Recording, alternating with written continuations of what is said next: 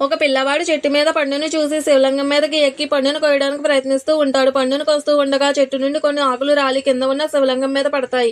అలాగే ఆ పిల్లవాడి చెమట నీరు కూడా కారి శివలింగం మీద పడతాయి. అప్పుడు గ్రామంలో ఉన్న పూజారులు ఆ పిల్లవాడు చేసే పనికి నోటికి వచ్చిన మాటలు మాట్లాడుతారు. అది విని పిల్లవాడు బాధతో ఏడుస్తూ కిందకి దిగుతాడు. కానీ అప్పుడు శివుడు ప్రత్యక్షమయ్యి, ఎందుకు బాలక ఎంత బాధపడుతున్నావు? నువ్వు ఏమి తప్పు చేసావు? నువ్వు చేసిన పనికి నాకు ఎంతో సంతోషంగా ఉంది.